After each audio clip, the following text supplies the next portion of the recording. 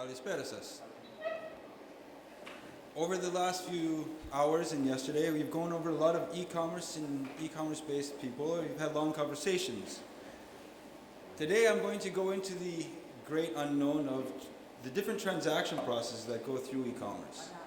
One of the biggest pieces that we've looked at over the last, let's say, 10 years has been the rise of different types of payment systems and how they work throughout the piece. Today, I'm going to go over the unstoppable rise of the mobile wallet and digital wallet payment systems. What brought us to these points and what is founding and how these are growing amongst what we're doing. In the early part of e-commerce, one of the key points in any aspect of a website or basic part of buying online came with trust. The trust people had for the site they were visiting, the trust they had for the place that they were actually purchasing from, and the trust that they needed to have to be able to do cashless transactions. This was a very large step in the e-commerce field. Some of the points that we used to build on were using brand names, understanding how those transactions affected people, who would use it, who wouldn't use it, why would they use it. Visa-backed and MasterCard-backed transactions had greater points. VeriSign was a very trusted point in the security, knowing where my information was coming from and who was storing that information or if it was secure. This was the beginning and the building steps that brought us to where we are today. No longer do we actually base now all of our transaction systems through just base security of a JPEG or an import print.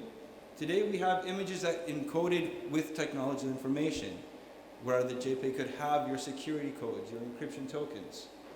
We've moved past all this, and now what we have from the European Union is access to PSD2.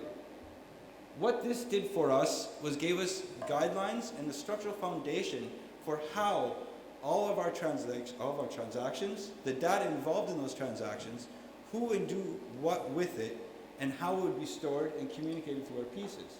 This also brought us the strong customer authentication. What this was being able to do was give us a way as a standard throughout all of the borders and sets of the EU, a way of understanding who you are as a cardholder, as a transaction and issuer.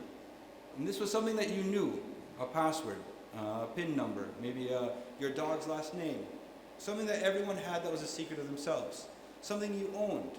Before the evolution of the smartphones, we used to have the key fobs, the little digital signature piece that everyone carried around their pocket if they did online banking.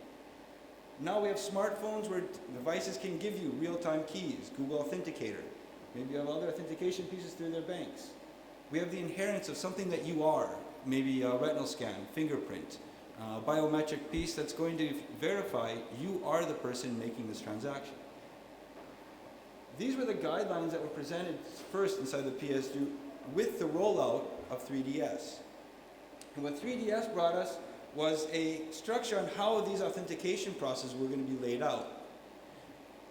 This in its initial form was very strong as far as how it authenticated people, but created extra steps inside an e-commerce position. Now, one of the general rules of e-commerce throughout the early 2000s and even into this decade has been anything more than 3 clicks and you would lose a customer. And what this was introducing now was a very frictionated part of the transaction process, where you would add 3 to 4 extra clicks on top of where you were at. This caused large abandonment rates. It caused people to no longer trust who was they were buying from if they were trying to produce so many different steps inside of the transaction point. The secondary rollout was 3DS 2.0, and although it has a lot of discussion and topic on it, what it boiled down to was trying to streamline or cause these transaction points to be frictionless. Now the 3DS 1.0 has been rolled out, has been pushed forward. The 3DS 2.0 has a rollout that isn't scheduled by the major transaction brands. And basically what it means and understands is a frictionless now transaction. So certain dollar value transactions that had very low threat or risk level, let's say from 20 euro, 25 euro and low, were no longer stopped or asked for authentication points. Other ones were sites that you used to visit very often. If you've done 3 or 4 transactions through, let's say, H&M online, the bank would no longer require you to authenticate for repurchasing to that same one. It's become whitelisted.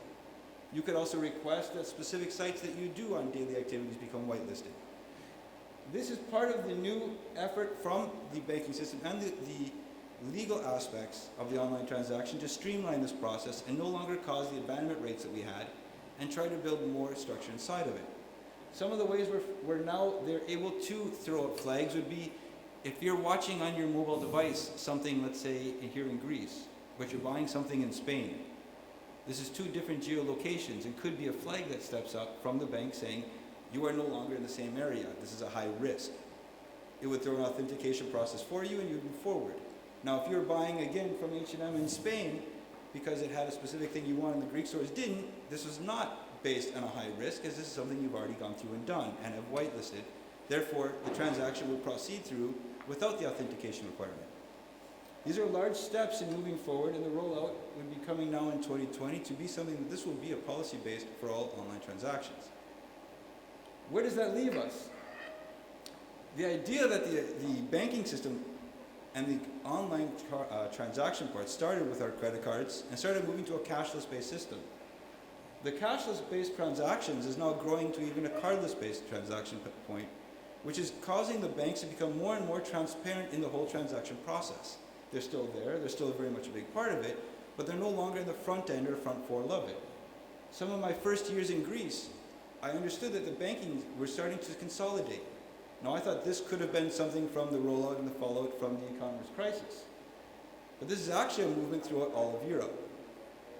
At the moment, branches, ATMs, and cash-based systems are on a very serious decline, and banks are consolidating those aspects, trying to produce more e-services, e-banking, web banking, and implementation of these that also relate over to the transaction process, creating their own wallets and process systems. This all leads to the idea, from the beginning of this presentation, to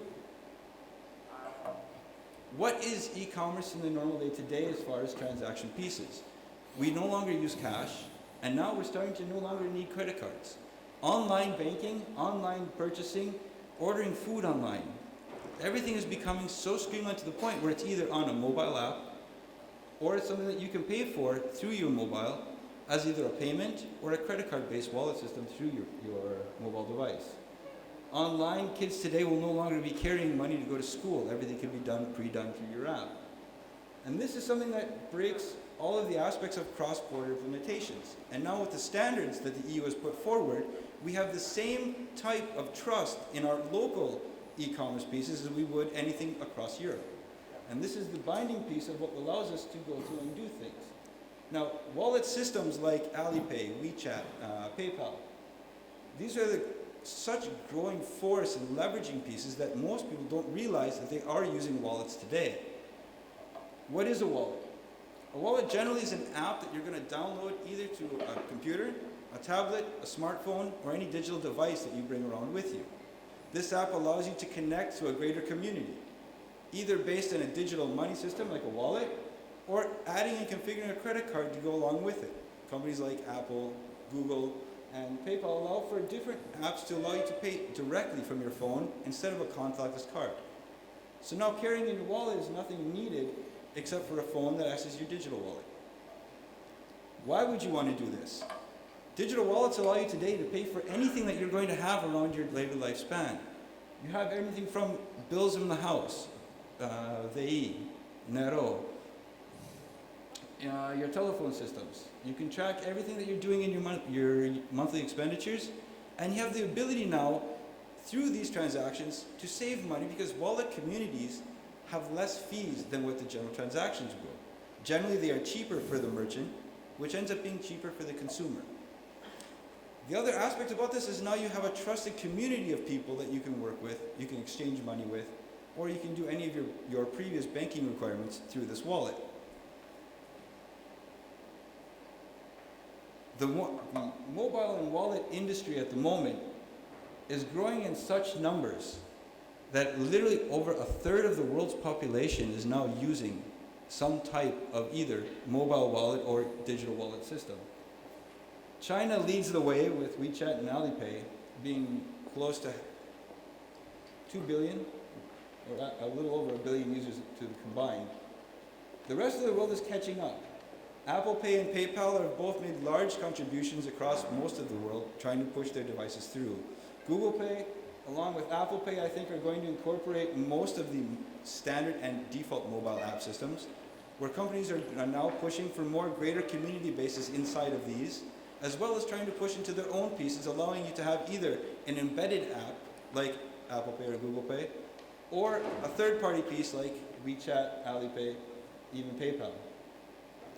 Over the next few years, these are going to be increasing more and more, and this is only going to become a transaction point success when more and more of the merchants join into either the communities or governments understand and regulate through the guidelines set forward by the PSDDO and then now the strong consumer authentication.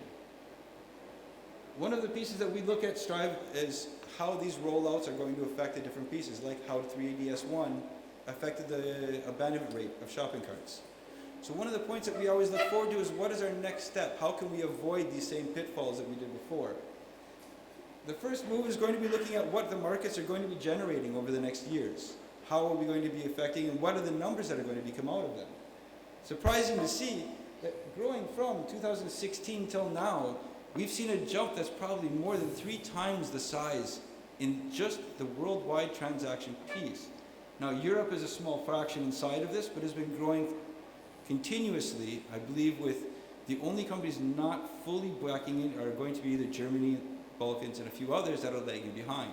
Greece, I believe, has early rollouts for 3DS2 somewhere in early the spring of 2020 and moving more into the summer. But this is still a market that's not going to be stopped. It's not going to continue. It may be double, tripling in the next 2 or 3 years. But this is a $1 trillion industry that's going to grow to where it encompasses every aspect of our payment systems. So any kind of digital transaction from e-commerce down to your daily things of how much milk do you want to buy at the grocery store, eventually is going to come down to either a digital wallet or a mobile payment wallet.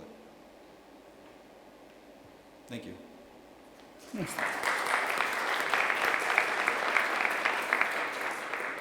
Thank you, Nathan. Thank you very much.